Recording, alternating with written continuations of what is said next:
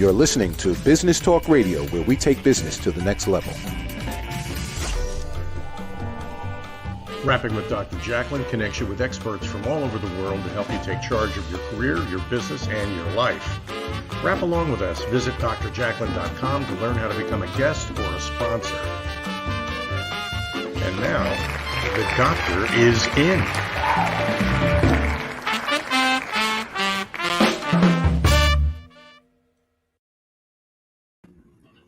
Hello, everyone, and welcome to Rapping with Dr. Jacalyn presents A Better You, lessons from the best coaches, consultants, and trusted advisors. I am your host and executive producer, Dr. Jacalyn Kerbeck. I am a certified life, career, yoga, and meditation coach. And with me today are my two experts, Pat Roque, welcome, Pat, and Rachel Boehm. Hi, Rachel. Hi, thanks so much for having me. Hey, Pat. Hey, how are you, Rachel? Thanks, Dr. Good. Jacalyn. It's a pleasure to see both of you. Let's get started right away by introducing yourselves. Share with us who you are, what it is you do, and what you'll be sharing with us in your lesson today. Let's start with Pat. Hi, thank you very much. My name is Pat Roque. They call me the Rockstar Leadership and Career Transformation Strategist. My gift is helping leaders, their organizations, and the people on their teams figure out their zone of genius and how to get paid while doing what you love without selling your soul or losing your mind. And I'll be talking about workforce resilience, how to get back to work, and a secret about this she-cession epidemic, helping women rise despite the last year. Thank you. Thank you, Pat. Beautiful flowers you have there. It makes me smile. Thank you. Welcome, Rachel. Please share with us who you are, what you do, and what you'll be sharing with us today in your lesson. Thank you, Jacalyn. Pat, I'm really excited to hear that. So my name is Rachel Boehm, and I'm obsessed with helping action-oriented women build a life that excites them and build a life on their terms. So, Pat, I think we're going to have fun today. And I love helping them look in the mirror, feel confident about the body and skin they're in. I do that through a number of ways that I'm sure will come up in conversation. And today I'm going to talk about how paralysis. I think oftentimes, Pat, maybe you can agree with this, or Dr. Jacalyn, with your experience, we get so caught up in the how that we never take action, and it prevents us from taking on new opportunities. Wow, Absolutely. 2 exciting topics today. Wow, this is amazing. Okay, so let me just share with our audience what's going to happen. Pat has volunteered to go first, and so I will spotlight Pat and her presentation. She will have 15 minutes to share with us the information in the lesson, and then Rachel and I will provide some feedback for her, and then Rachel will go. In between you and Rachel going, we'll have a commercial break, and Pat, I know you have another meeting that you have to get to, so that's fine for you to drop off when you have to. All right, are you ready to go, Pat? Okay. Born ready. Wait until you see the 15-minute timer, please, before you start. All right, here we go.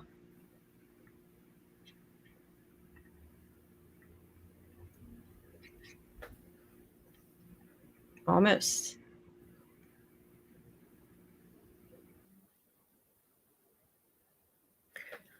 Hi there. This is Pat Roque, and today we're going to help you rock your resilience. Why? I'm going to share with you a secret about how an executive roundtable can actually give you insights and help you and your team do a much better job of bouncing back, of being resilient, of driving engagement, even a year into this crazy pandemic. So I'm going to take you behind the curtain, right along with me, and see what we can do to help you learn how to elevate your expert status, perhaps even become part of an executive roundtable yourself. Why would that matter? Because I love giving executives and leaders an opportunity to have a small, intimate gathering, confidential gathering of peers where you can collaborate and you can brainstorm on emerging trends and topics and build strategic relationships that are going to help you as an individual, you as a leader, and you as an organizational leader take the things needed to move ahead smart, swiftly, and with confidence. Collective thinking. Nothing beats collective thinking. Why am I qualified? Again, Pat Roque, they call me the Rockstar Career and Leadership Transformation Coach. That box of 50 rocks. If you haven't heard the story, I've been super successful, and I also hit rock bottom and lost my last full-time job at age 50. That box was a gift from my very best friend who decided to help me celebrate why I rock. And I realized it's not about me. This was a moment to help you figure out your zone of genius, why you rock, and how to bring out the very best in you and your organization and the people on your teams. Simple process, very simple system, but it makes all the difference in the world.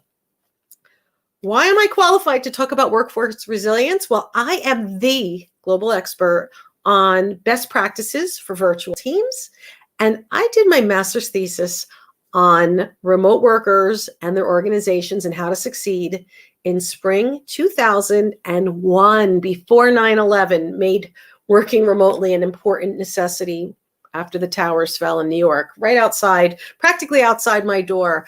I'm a thought leader on LinkedIn with over 16,000 followers. I've appeared in everything from Good Morning America to Inc. and Oprah and Fortune and Cosmopolitan and you name it. So basically, I am the go-to sought-after expert on best practices for workforce unification and resilience, how to make virtual teams really shine the light on their genius and their contribution, and how e-learning and virtual events can now still drive home messaging, because it doesn't look like we're going to be going back to a traditional office full-time anytime soon, if not ever. But I'm going to make sure that you and the women out there don't get left behind.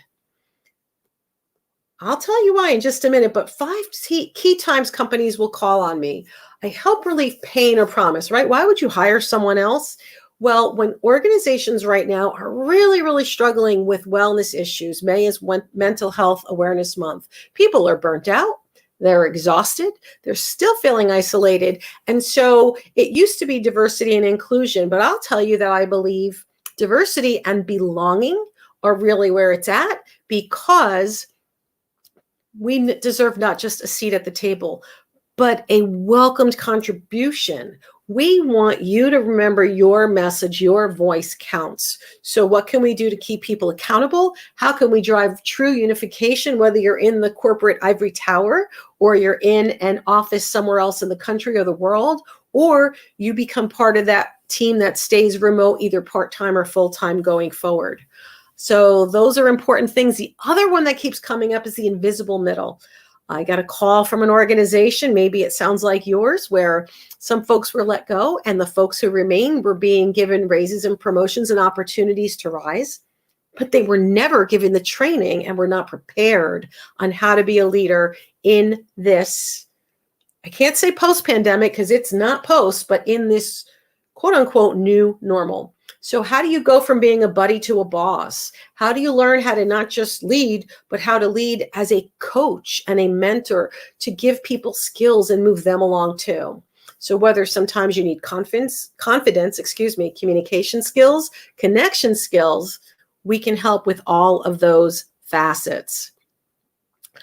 I'll just tell you that executive roundtables are really important because big thinkers meet in small rooms. So we give people a chance to get to know each other in an intimate setting where they share a bit about themselves personally as well as professionally. And here was a huge topic. I'm pulling back the curtain to share. Do you know that they're calling this a pandemic trend, a she session? Not just a recession coming, a she session. Women have fallen so far out of the workforce due to the juggling, the being tugged from all sides, the multifaceted sandwich generation, caring for aging family members, multiple generations, sick family members, the work from home, the homeschooling. Many have stepped off the corporate ladder and out of the workforce. McKinsey says this pandemic is also making people be judged more harshly, and there is a critical cry for workplace flexibility.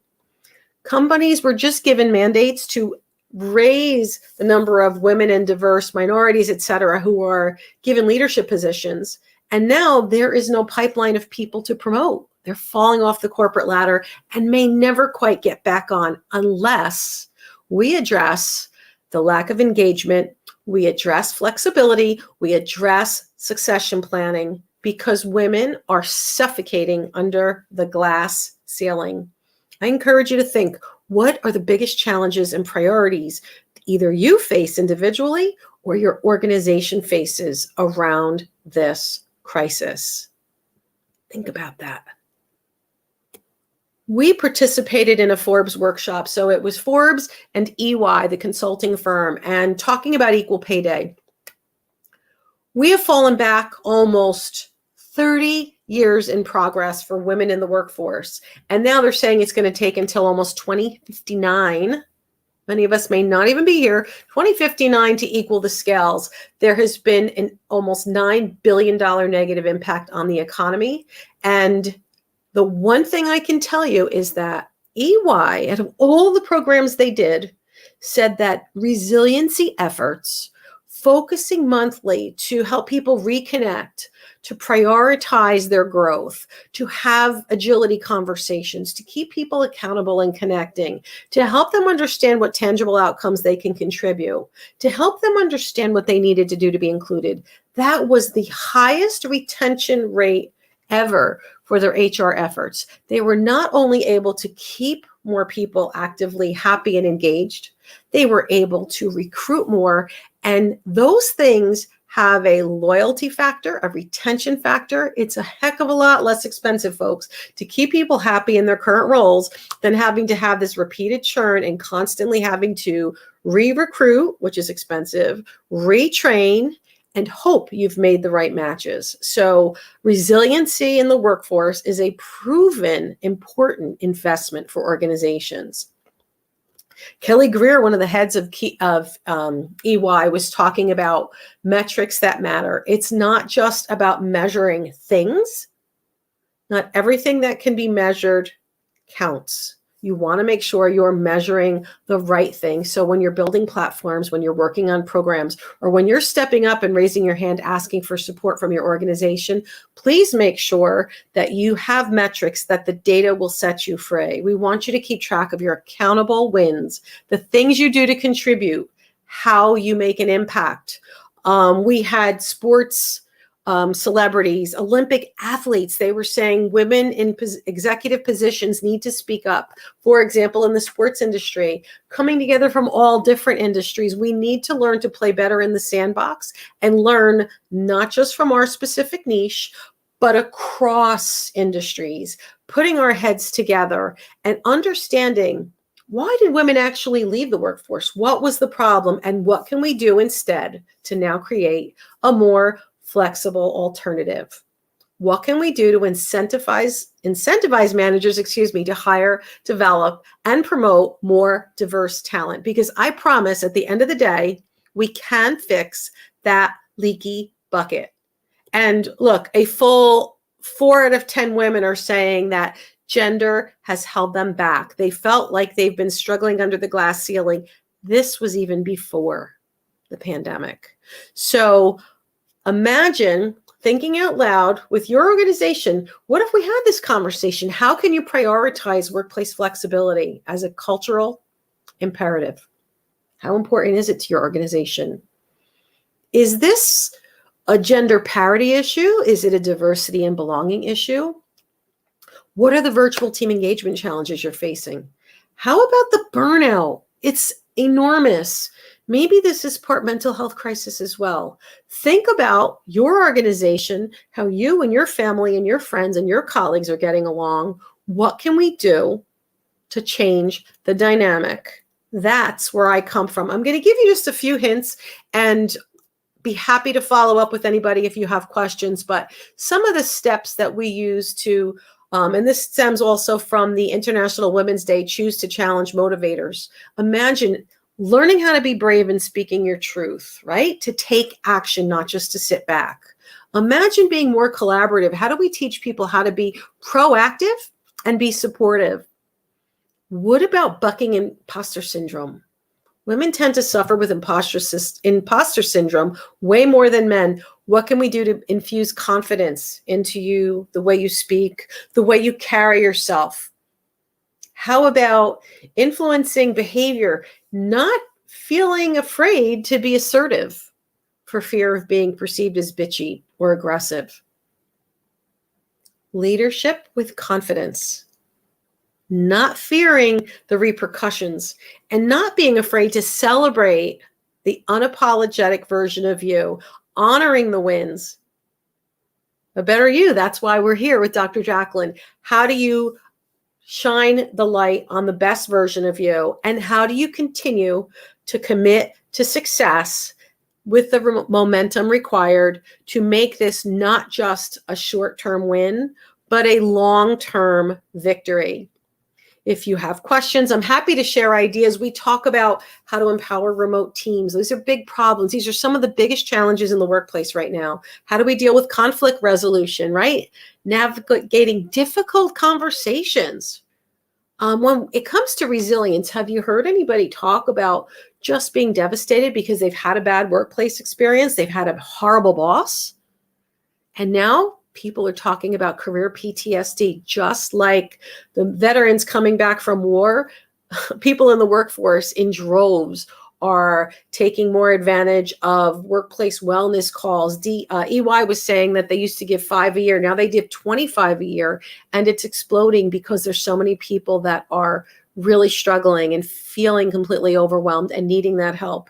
Maybe people need help with encouraging them to be the best leader by not just being a better manager, but learning how to act as a coach, how to really empower those behind them to step up and to move forward with grace and with ease. So when I think about resilience, here's just a few words for you to remember. Are you and your team prepared, right? How adaptable are you? Are you well-versed in being collaborative? And that does mean not just live together, because we don't know what that new normal will look like. And a lot of companies have actually taken the word normal out of their vocabulary because we've learned that there is almost no such thing. But I do believe, as an expert in virtual teams, the future will include a hybrid environment. It will never again, in my prediction, be all of us together in our company building at the same time.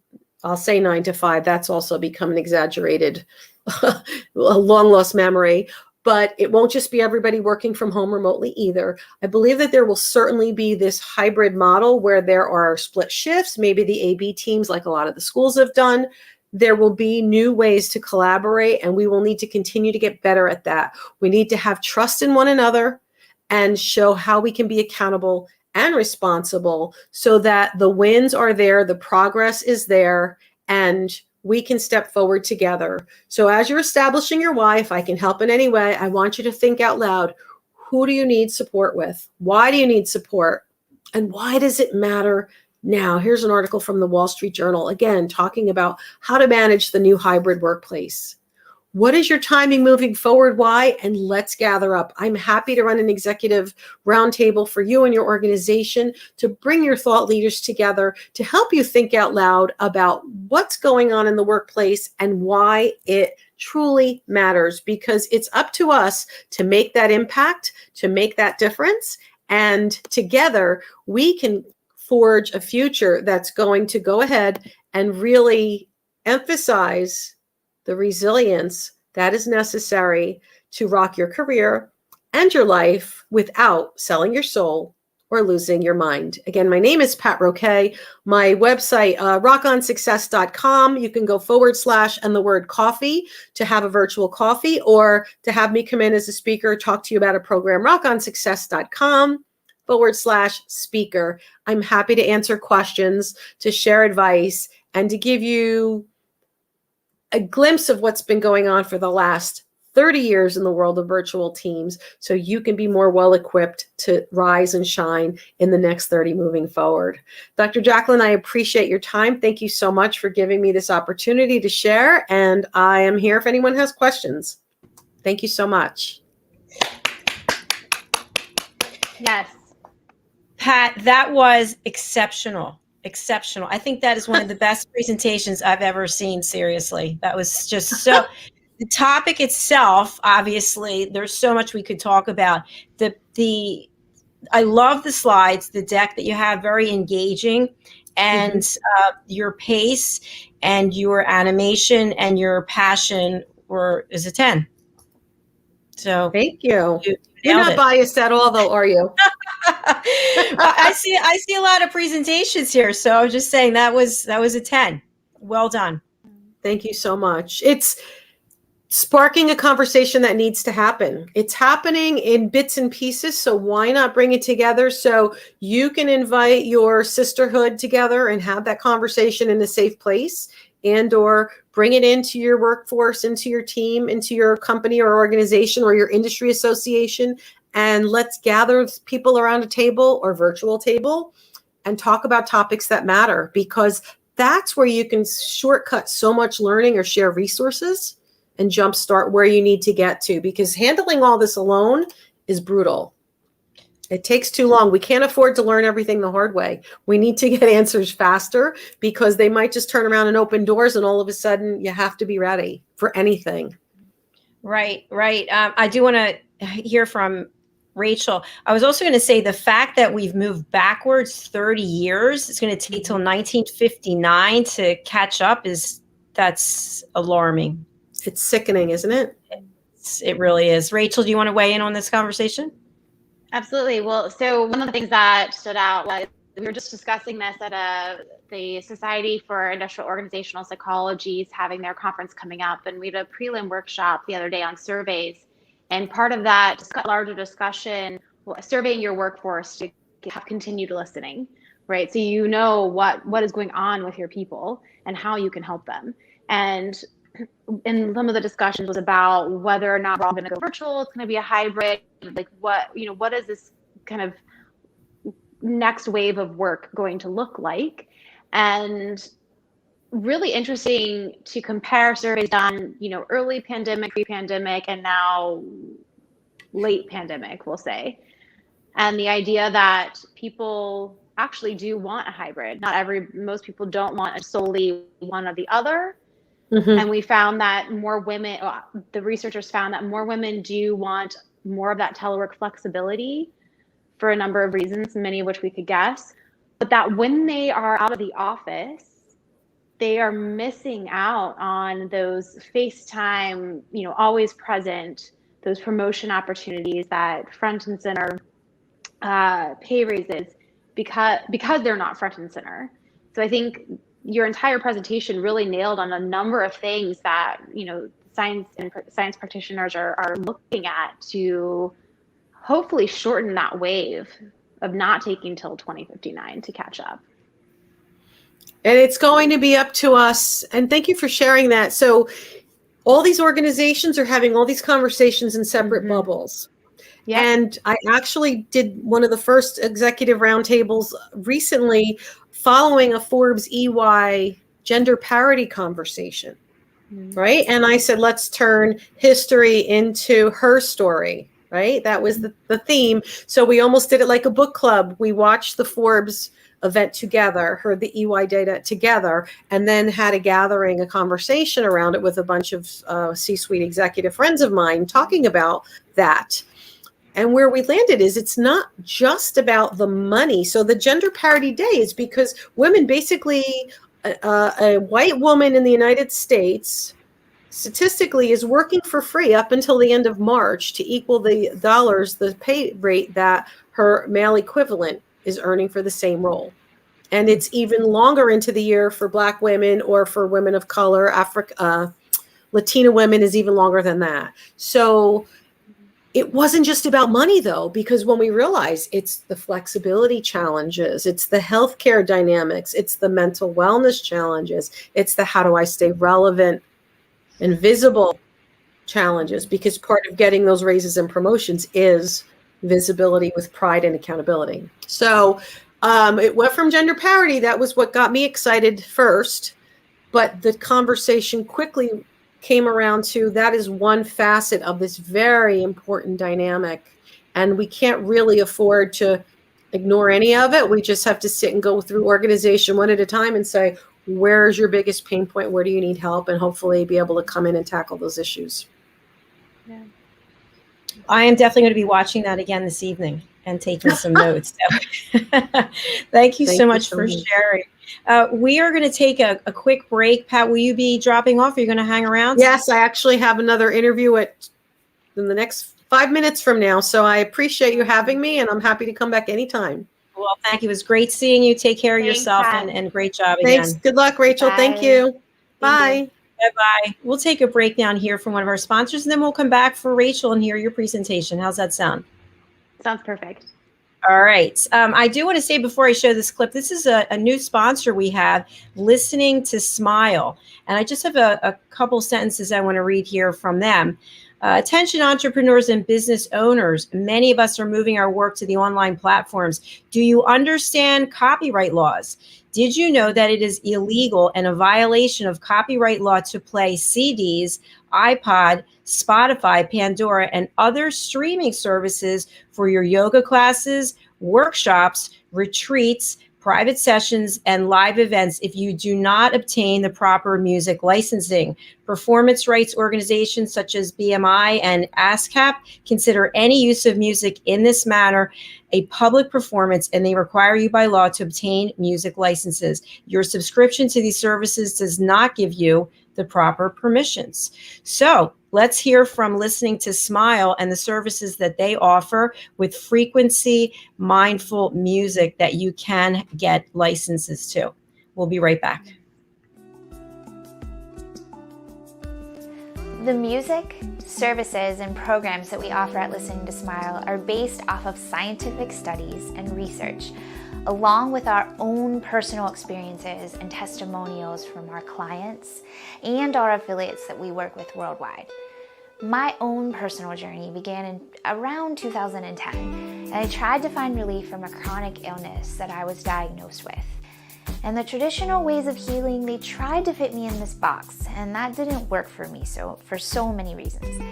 And this led me to a self-discovery that I never expected to be so life-changing. Healing is multifaceted. It requires us to really look at our whole selves and to get really honest about what we see. I started to see movement towards recovery when I started to integrate yoga into my life daily. When I started to incorporate the music into all aspects of my life, including my yoga practice, my healing completely accelerated. And Listening to Smile's music helped me to open my consciousness. I was able to open my eyes to new perspectives and make changes that I needed to make in order to recover. The most noticeable difference that I saw right away, like immediately after listening to my first frequency track, was how much my anxiety stopped, completely stopped. There was such a relief. My mind was actually quiet for the first time in so many years. I felt safe. I felt this comfort and this peace immediately. I continued to listen daily, and I found that amazing things were happening inside of me. I felt calmer, I felt happier. I felt like I was in this little bubble of peace. Physically, I started to see the changes happening. I started to see the things happening in my body that needed to happen for me to heal from my illness. I felt empowered, I felt hopeful, and something that I hadn't felt in years. This is why we at Listening to Smile integrate yoga and Listening to Smile music together. We see such a huge benefit from integrating the music into other modalities of healing. It accelerates these modalities, it steps them up to another level because it works on the brainwave states and the neural pathways in the brain. This is something that is not very easy for us to do alone at home, but the Listening to Smile music makes that possible. This is where real change happens. This is where the body and the mind sync up and work towards health of the being as a whole. That is true health. And Listening to Smile frequency music will get you there.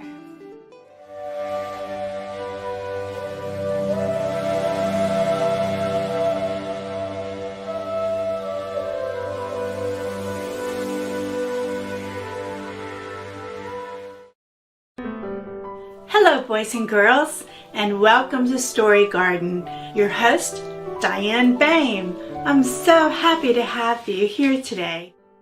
Diane Floyd Boehm tells wonderful stories that warm the heart, spark the imagination, and unite people and families across generations. For children, Diane's Harry the Camel connects with all of us who've ever wondered how different our lives might have been if only we'd been born something better, like a wonderful horse instead of an ordinary camel. In the end, we all learn along with Harry that there's nothing better than just being yourself.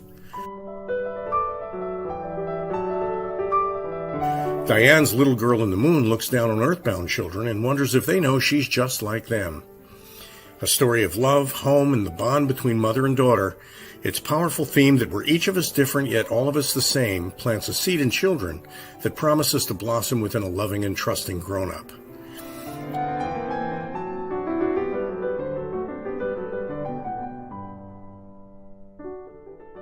Diane's new biography, Rise, recounts the experiences of her grandmother, Ruby, to reveal the hidden strength of the human spirit.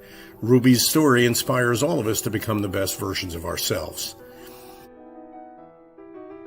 You'll find all of Diane's delightful books and much more at dianefloydboehm.com.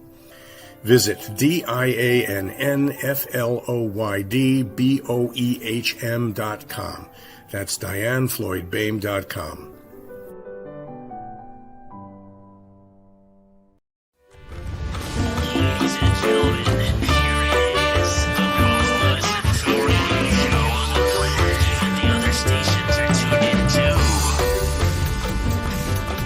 You're listening to Business Talk Radio, where we take business to the next level. Hello and welcome back to Rapping with Dr. Jacalyn presents A Better You. I'm here with my guest, Rachel Boehm. It's so good to see you again. How have you been? It's great. I'm good. Good. It's great to see you too. Thank you for having me. Well, I'm excited for your lesson. So what I'm going to do is I'm going to spotlight you, and I'm going to put myself backstage, and then I'm going to give you the 15-minute timer, and then it's all yours, okay? Sounds good. Okay, excellent. Here we go. So as I mentioned, and I really love doing more dialogue, so this will be a little short because I want to get to our conversation. In my personal life and my professional life, my observations, my work in industrial organizational psychology and with mentoring business owners, what I have found is that we all get a little how paralysis. You've heard paralysis by analysis. Similar, right? We are so stressed out or depleted or burnt out, something that Pat talked about, that we are incapable of kind of seeing things clearly or taking any risks, right? So we might also be so fearful, striving for perfection, that we feel like we have to know every single next step before we take an action or try something new. And just to paint a picture about what burnout actually is and does and what it's tied to. So burnout affects everything. It increases exhaustion, cynicism, professional ineffectiveness. It makes you go and go and go and go some more beyond the point of exhaustion. So of course you are not going to be able to think clearly, see clearly, be willing to take risks. And with that fear of failure, then in terms of entrepreneurs, it affects over 35% here in the United States as of 2021, which is an upward trend especially. So a fear of financial security, a fear of failure, all of these things coming into play. And what that does is it creates a cyclical effect. So we're in a negative place. We want to get out of it. Maybe we want something more. We want to make a change in our lives. But because we are already kind of burnt out, feeling depleted, feeling stressed out, feeling that fear of failure, we feel like the only way to move forward safely is to see that whole path.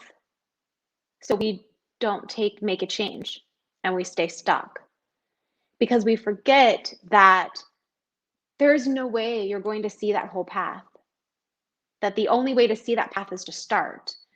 Peter Locke says the answer to how is yes, right? Another kind of catchy Instagram post that goes around, right, is nothing changes if nothing changes. So what I want to give people is kind of 3 steps to break free of that how paralysis and help you feel just a little bit more comfortable taking that first step. If you ever saw Indiana Jones, I believe it was Last Crusade, he has to walk an unseen, an invisible path to get from A to B. This is toward the end of the movie. And to know where to put his foot, he takes some sand and throws it out into the air. And it highlights just enough for him to see where that straight beam is going to be, so that then he can take that leap of faith. And so that's what I hope that these 3 steps do for you. And the first is awareness. So first is our conversation right now, right? Where in life are you stuck in how mode? And by how mode, I need, how am I going to do this? I want to do this, but how? How am I going to figure out, how am I going to succeed? What is the first step? What are all the steps? Where in your life are you in your brain like that? What are you wanting to say yes to or to change, but that question of how is holding you back? And then I want you to call BS on your BS. So remember, failure is not a permanent state of being. It's not even a negative. We all fail every single day. I failed earlier today multiple times. I almost spilled oatmeal all over the floor, right? We all have these little failures. It's just part of life. It's a part of learning. It's not a judgment on who you are as a person or your capabilities. Remind yourself of all the things you've already done in life that required you to learn and fall and fail forward, right? Walking, riding a bike, talking, eating. I mean, we all had to learn to chew, right? These basic things. But because it happened so long ago, we forget that those were things that we stumbled our way into succeeding at. And really challenge your inner thoughts. Ask yourself how true they are. And remember that nothing is permanent. So first step is awareness. Second step is calling BS on your BS, right? And then that last step is action. Taking that first step. Decide is critical here. Decide on the first step. Take ownership of that. Take your power back. Something that Pat talked about as well. Because saying, I'm going to decide, acknowledge that you're in the driver's seat. And it will give you some of that confidence that burnout and stress and exhaustion and fear have stolen. Think small and strategic. So maybe one of the changes you want to make is nutrition related. Rather than overhauling your entire eating plan, right? Maybe so let's take nighttime snacking, right? Just put a Post-it note on your ice cream that says, hey, go take a 1 minute deep breathing and come. And then if you really want the ice cream, still come back. Little things like that. I have clients that sometimes forget to do their eye cream at night and they're like, how do I remember? I tell them to put the eye cream by the toothbrush. So what little things can you do to make that environment more conducive to reminding you what those first steps are? And then once you get really successful with those first steps, then you can think about the next step. So remember, you don't have to have the whole path.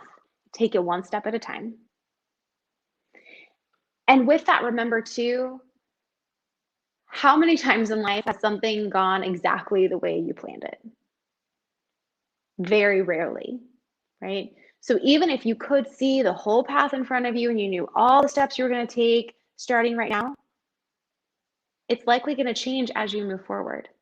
Because nowhere or enough, there is very rarely an instance where you're at the beginning of something where you can see how that whole experience is going to unfold.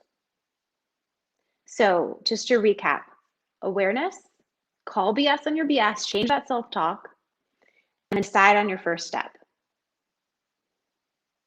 And with that, Dr. Jacalyn, I'm going to turn it back to you so we can have a conversation because I like that way better.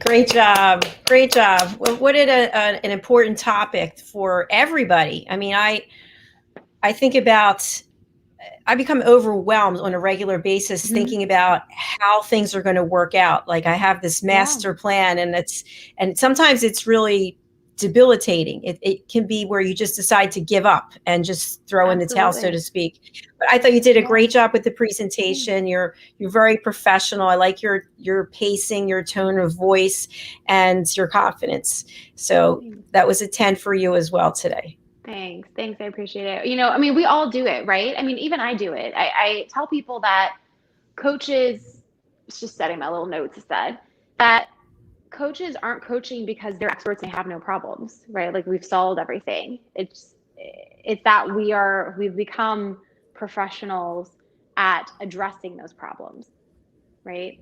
So yes, I think for some, like in terms of business, right? Some business owners get really worried about, well, how am I going to do all the social media? How am I going to, and so then they never do it. They never start. Or they never start the business because they can't see how that path, how are they going to be a business owner? How are they going to succeed? How are they going to do all those bits and pieces? And so for years, they waste so much energy, mental energy, wishing they started and trying to figure out how to start. But they're stuck in, like what you said, that overwhelm, and it never starts. Agreed. I know people right now who have contacted me, not the second, but they've contacted me saying, I don't know how you've done all that you've done and you just keep going. And I say, it's not easy. I want to give up a lot. I'm mad at myself a lot, but you can do it. You just have to take the first step. I don't know what the first step is. I hear that all the time. And I think if you quiet your brain down and you find some place where you can think, I like to go for a walk, or now I like to jump on my trampoline, and all of a sudden things come to me that because I'm not sitting in front of this computer, I'm not on this phone, I'm not doing my social media posts. So I think if people can clear their minds, then they can come up with what is the first step. And to your point, it could be something small. I like that idea about the eye cream next to the toothpaste and the little Post-it sticker, because we need reminders, because we want to go back to our dysfunctional behavior and that BS that we keep telling ourselves. Yeah. Well, of course, because on the one hand, right, even if it feels dysfunctional, even if like our mindset knows that it's dysfunctional, right, our cognitive brain thinks it's dysfunctional, it's a safe place. Like, who doesn't want to feel safe? We all want to feel safe.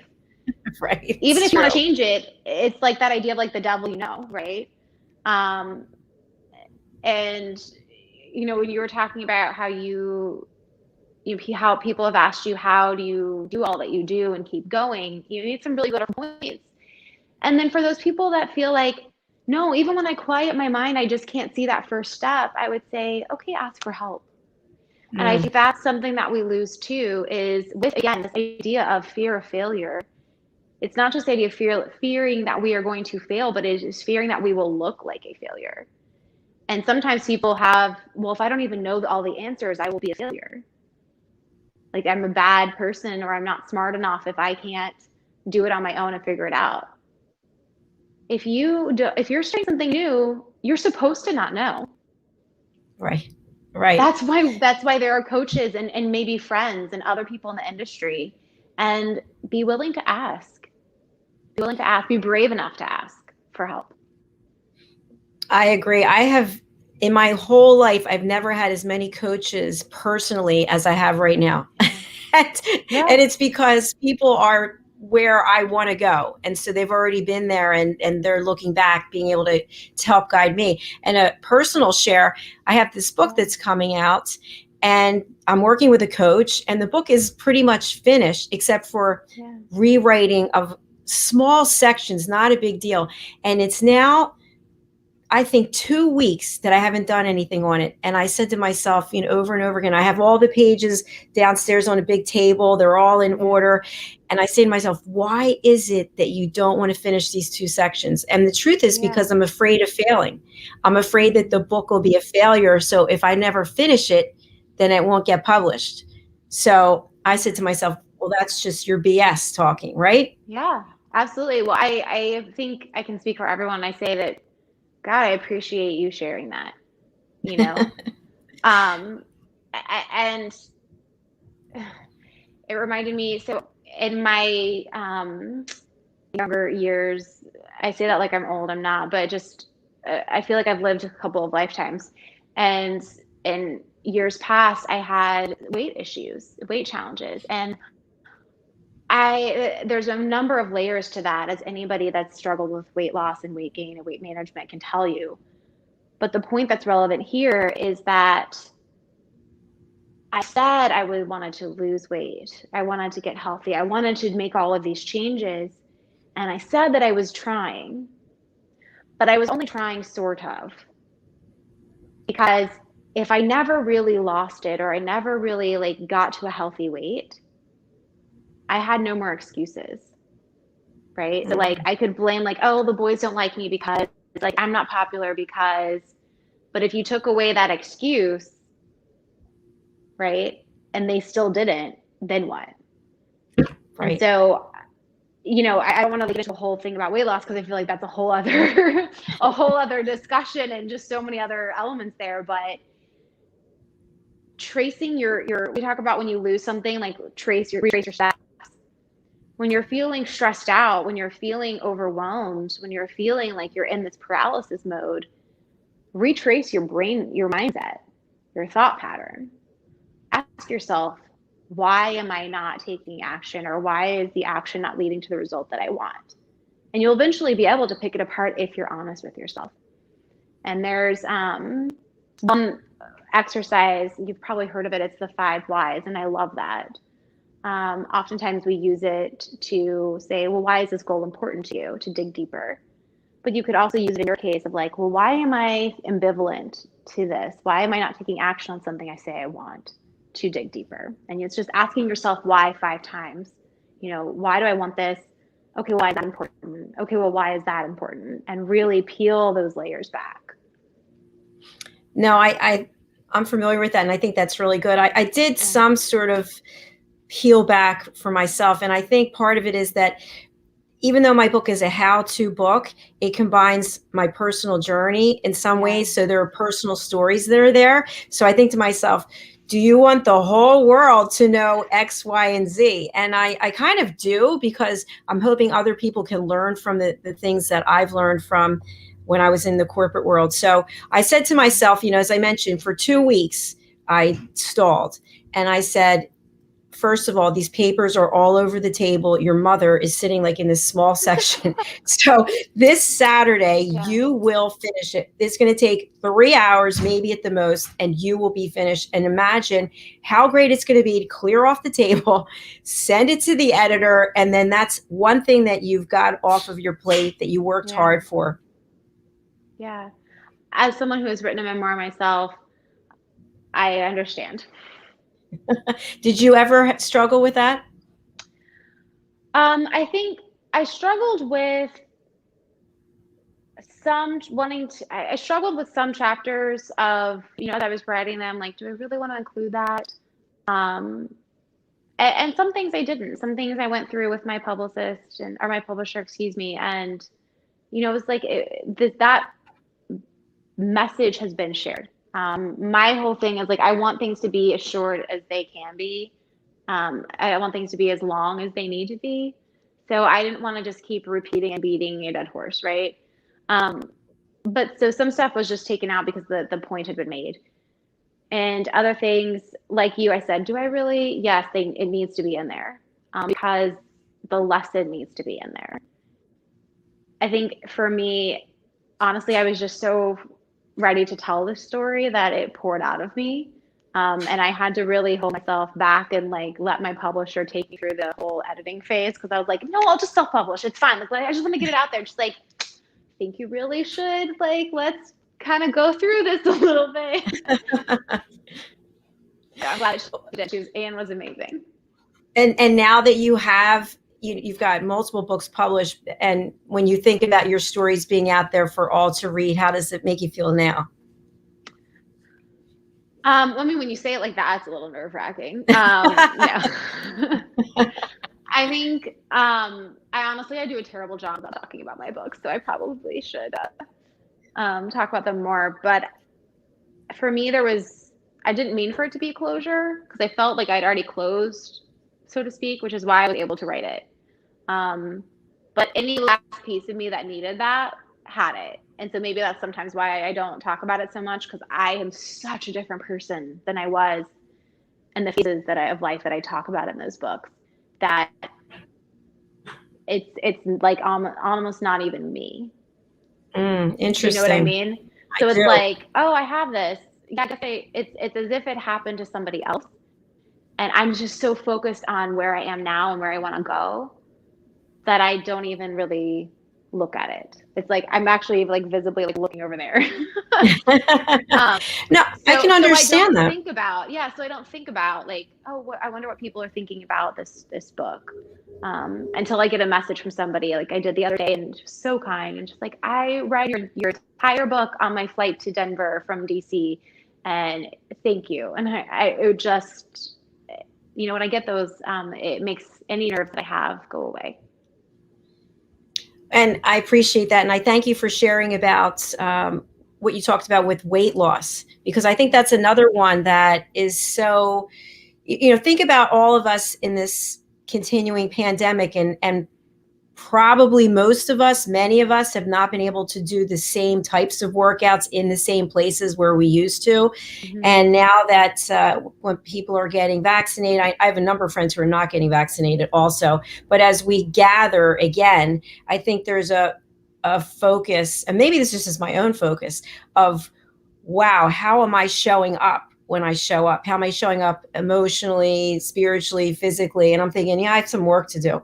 So I think that also means changing bad habits that were picked up during the pandemic, like going back to eating sugar again.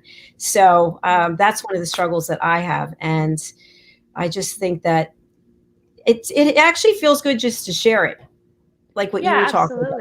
Absolutely. Well, and I mean, to your point about any bad habits that were picked up or changes you want to make, any day is a day for a fresh start. You don't need to wait for New Year's resolution or, first day of spring or whatever.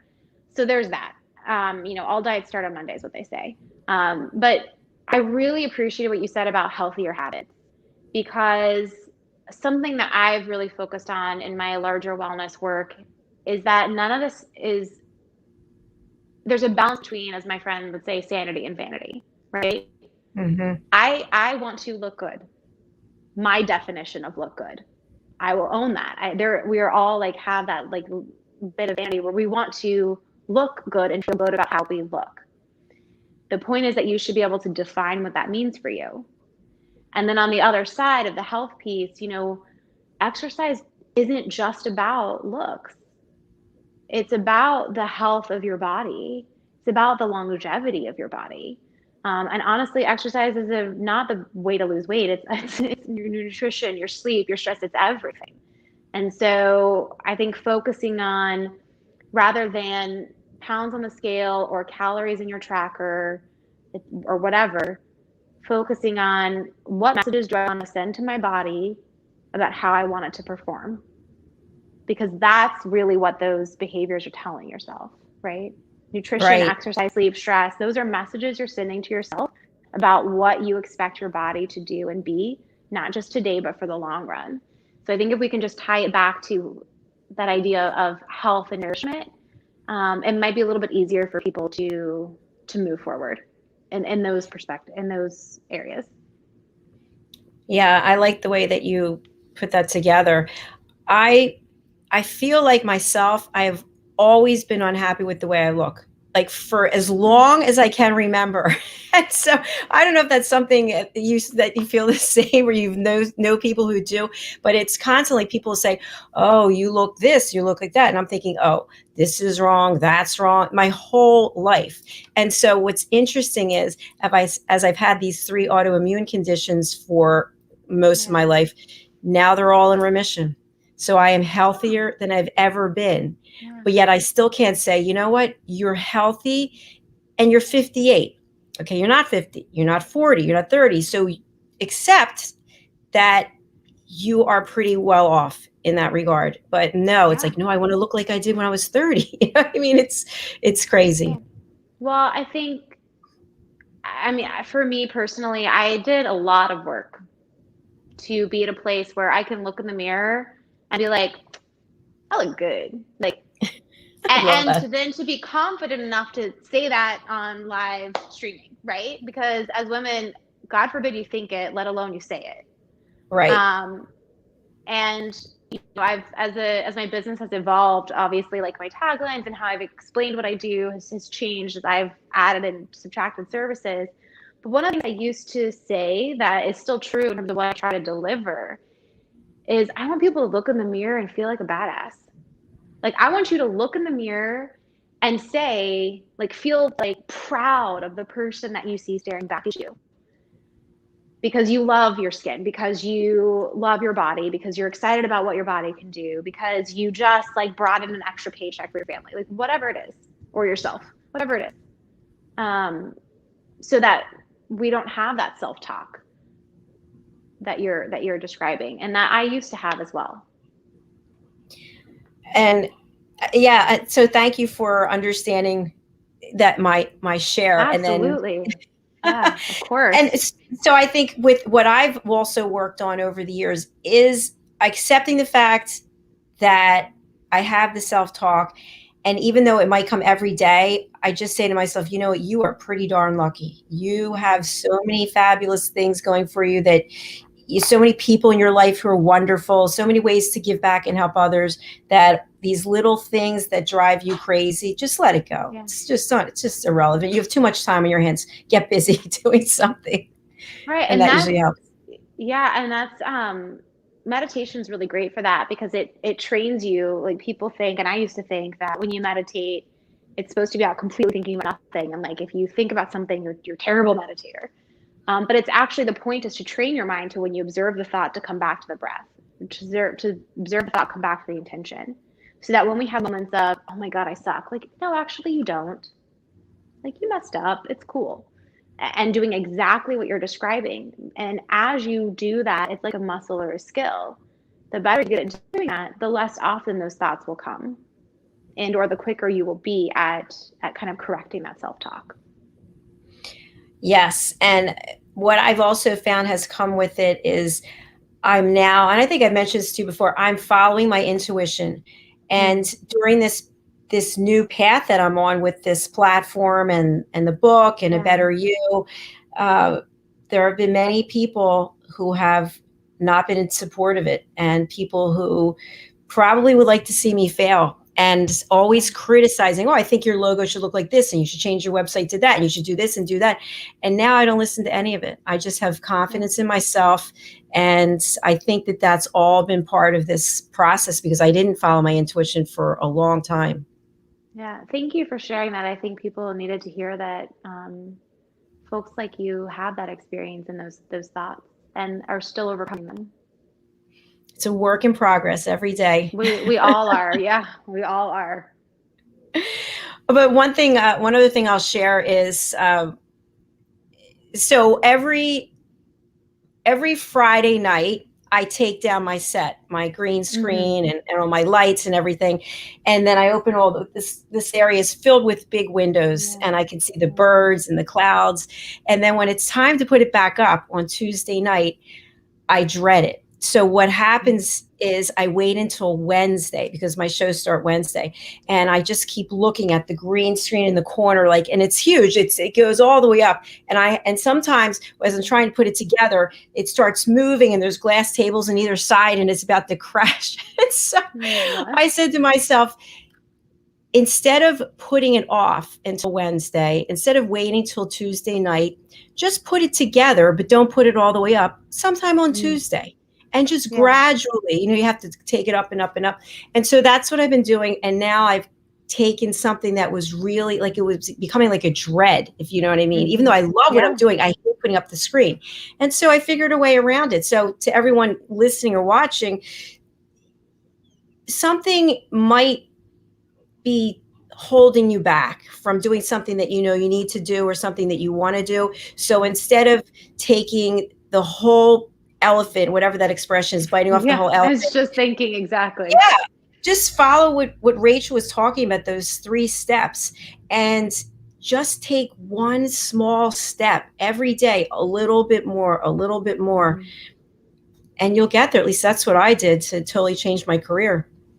Yeah, that's awesome. Thank you for bringing that full circle for us. Thank you. Thank you. This has been a great show today. Yeah, yay. Good. Thank you for having me. Yes, thank you for being here. We're actually right at the top of the hour, so it's perfect timing. Thank you so much. And I wish you a very pleasant day. And I'll see you again soon. Sounds good. Bye.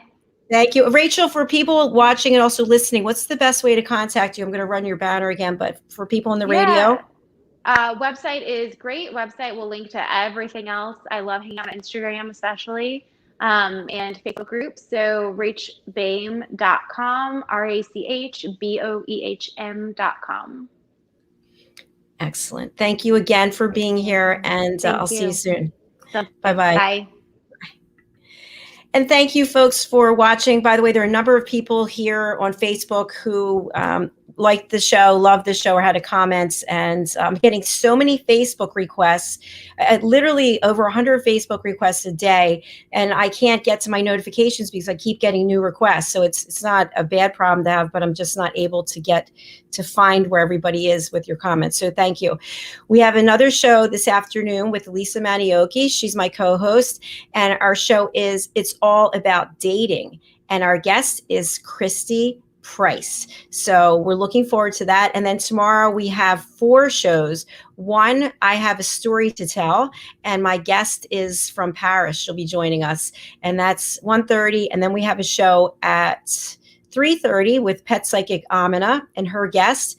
5 o'clock, Stories of Hope, Inspiration, and Overcoming Adversity.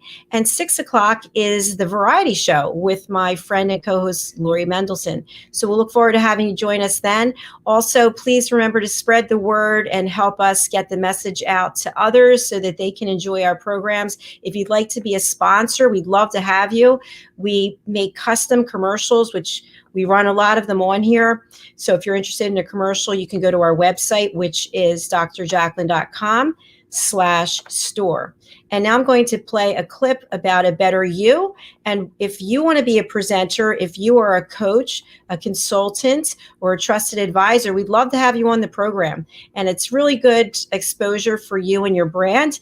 And as I mentioned in the beginning of the show, we're on 11 platforms. So people may be watching or listening, but once the show is finished, it becomes a podcast and it's available on 11 platforms. So take a look at this clip and I'll be right back after that. Thank you.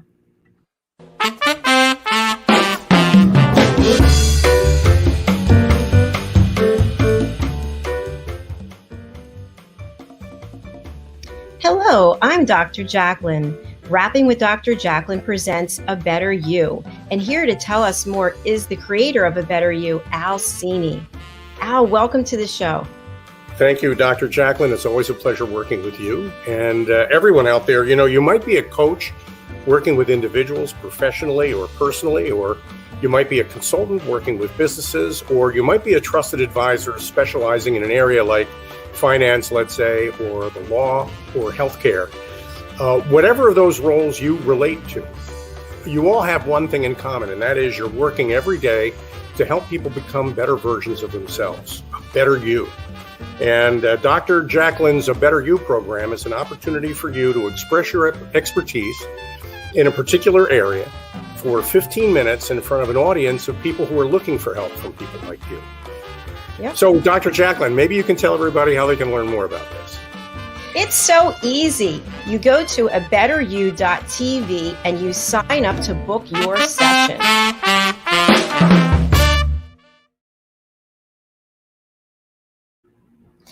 Well, that's a wrap for today. We'll look forward to seeing you tomorrow. And remember, if you want to be a presenter, we would love to have you. We are also in the process of planning Journey to a Better You. This will be an in-person event. The 2nd or 3rd week of October is what we're looking at right now. And we're planning on 10,000 people for a symposium and trade show. We will start early bird pricing specials sometime in the early summer, probably around June. So think about joining us for that. And also abetteryou.tv for you to be a presenter on our show. Shout your brand, grow your network, and just let yourself be known to the community that you are an expert and you have a lot to share. All right. Until tomorrow, take care. Oh, no, the dating show. Sorry. We'll be back for the dating show at 4:00. We'll see you then. Bye.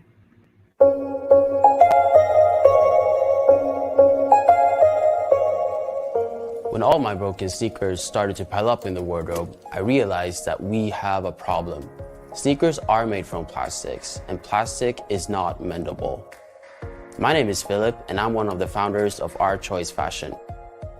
How many times did this happen to you? How can eco sneakers save the world when they break after only a few months and we have to buy pair after pair that breaks? We are here to give you the solution, a choice for truly sustainable fashion in the world's first circular sneakers. On average, we all buy 3 pairs of sneakers each and every year. This adds up to 25 billion sneakers per year, of which most end up in landfills. This adds up to 350 million tons of CO2 emissions, the same amount as for the country of Italy or the state of California. So we started to develop a product that would have all the old-fashioned qualities. It is mendable, it has a classic design, and it has a natural comfort. Because we chose the best designer there is, Mother Nature. The sneakers get more and more comfortable the more you wear them. Made from vegetable tan leather and natural latex from the rubber tree, the sneakers are both sustainable and comfortable. These sneakers are made from pure raw materials that are both fully biodegradable and fully recyclable. The best thing here really is that when your sneakers need an upgrade, you just send them right back to us using the same bag that you got them delivered in. We then resole your sneakers, put on a fresh pair of laces, and give them a nice new polish. This means that you can wear your sneakers for many years to come. Our sneakers are more than sneakers. They are a circular function, and we developed a smart pull for you to step into your sneakers without stepping down the heel. This means that you get a truly sustainable grip. We've got a fully circular business model, and that's why we'll only produce sneakers on your demand. Book your product now and get that sustainable grip at a discount. We've been on this amazing journey for 2 years, and now we're inviting you to also make a choice for truly sustainable fashion. Try the world's first circular sneakers, 100% plastic-free, and I can promise you that Our Choice will be your companion for many years to come.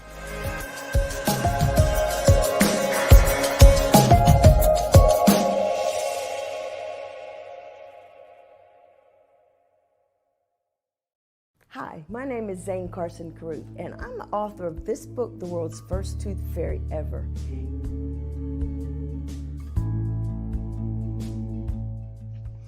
Reading is magic.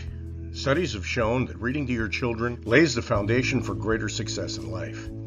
Reading helps develop language and vocabulary skills. It helps improve memory, and it encourages curiosity and inspires creativity. The benefits are immeasurable, and as a parent, you'll benefit too. In only 10 or 15 minutes a day, you'll be creating more memories and a bonding experience that will last for years to come. So take time to read to your children. Read them books about things that engage and interest them. Tales of fairies and magic fascinate children, and as everyone knows, the Tooth Fairy is at the top of the list. If your child loves magic, wands, adventure, and what child doesn't, you'll love reading them books from the trademarked series, The World's First Tooth Fairy Ever.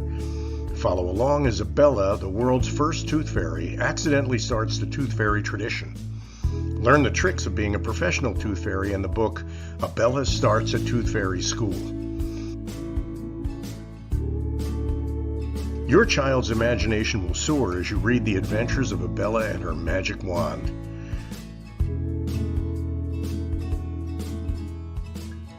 These wonderful books are available at worldsfirsttoothfairy.com. and at Amazon, Barnes & Noble, and Walmart.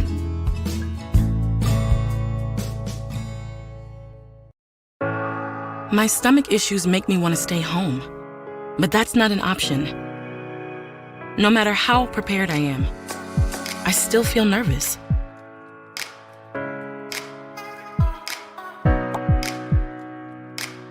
Enough is enough. If this sounds familiar, The Crohn's and Colitis Foundation can offer you support and connect you with a specialist. Don't keep your symptoms to yourself. Get help at spillyourguts.org today.